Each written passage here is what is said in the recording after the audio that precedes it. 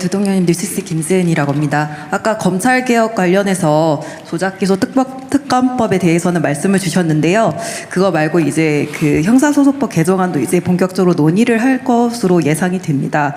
근데 이제 당정 간에 조금 의견차가 아직까지 있는 것 같고, 예전에 대통령께서 일전에는 이제 예외적인 경우에 한해서는 보안수사권을 필요하다 이렇게 말씀하신 적이 있었는데, 그 의견에 혹시 변함이 있으신지 궁금합니다. 모든 제도는 절대적인 진리의 문제는 아니에요. 장단점이 있죠. 저는 그러니까 소위 법률가로서 길게 대한민국의 형사사법 체제를 어떻게 만들 거냐라고 하는 책임감이 있기 때문에 새로운 사건을 인지해서 만들거나 수사할 수도 없고, 이미 경찰이 다 수사해서 끝났다고 해서 넘겼는데 보니까 이거는 반드시 확인을 해야 되겠다. 주민등록번호 빠졌다든지 동명이인일 가능성이 있다든지 지문 확인을 한번 정확하게 해봐야 되겠다든지 이런 게 있을 때, 그게 뭐 인권을 침해하거나 아니면 사건을 조작 왜곡할 위험성이 있다든가 그런 게 아니고 정말로 그냥 아주 효율적으로 해야 될 보안이 있다면 그걸 굳이 보냈다가 거기서 해가지고 다시 오고 이렇게 해야 되냐.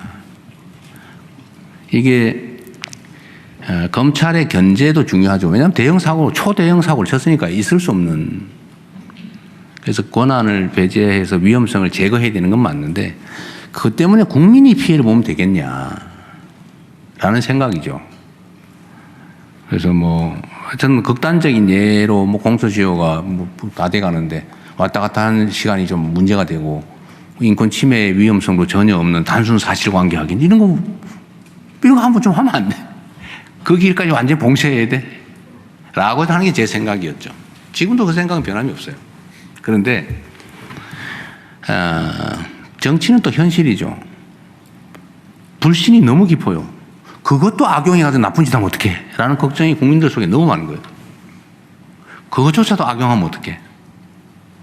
그것도 전혀 일리 없는 주장은 아니에요. 결국 결단의 문제겠죠. 미세하지만 결단의 문제. 그래서 그거는 제가 정부도 그렇고 그냥 국회로 넘겨서 논의를 해보고 정부의 입장을 어느 쪽으로 고집하지 말면 좋겠다. 그래서 김민석 총리가 아마 할 텐데 국회에 넘기는 쪽으로 그쪽의 의견에 따르는 쪽으로 그렇게 정리하는 거 아닌가 싶어요. 이렇게 또 해보다가 또 국민들이 이건 아니야, 이거 문제 있어 이거 하면 또 그때 고치면 또 될 수도 있죠. 필요하면 그때 또 고치면 되니까. 지금은 국민들의 불안감을 해소하는 게 제일 중요한 것 같아요. 어쨌든 있을 수 없는 너무나 큰 일이 벌어져서 없는 사건을 만들고 증거를 조작하고 증거도 없는데 기소해가지고 괴롭히고, 국가가 이러면 안 되잖아요. 있을 수 없는 일이죠. 어떤 경우에도.